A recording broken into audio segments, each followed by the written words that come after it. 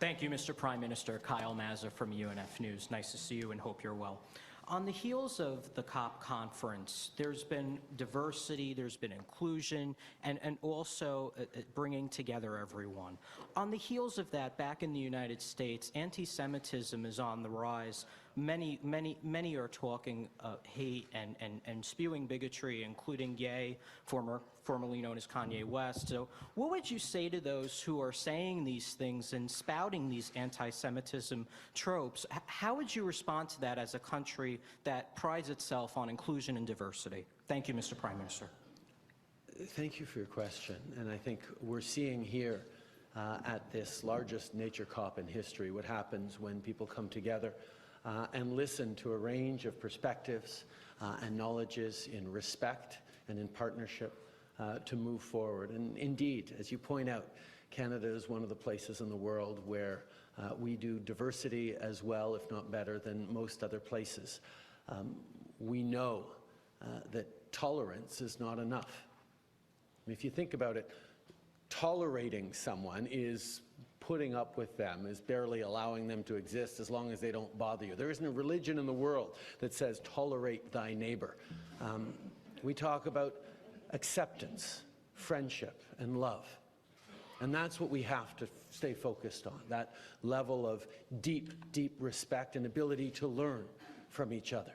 But let's not kid ourselves. Canada isn't some magical place.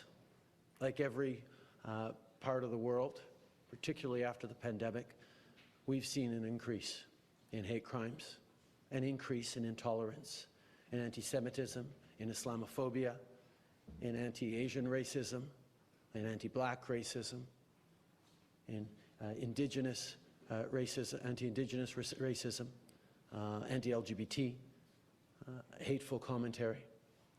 And it reminds us that we all have to stay vigilant, that we all have a responsibility to speak up and be allies. It cannot just be for the Jewish community to speak out on anti-Semitism. It's up to all of us to do that.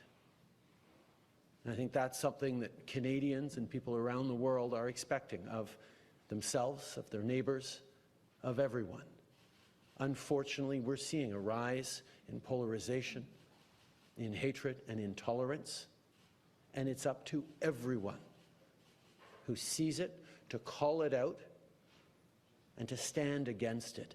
It is unacceptable that these narratives are growing and being encouraged and enhanced by those who should know better.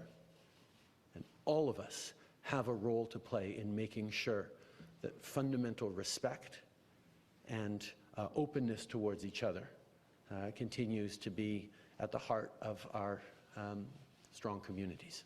Merci.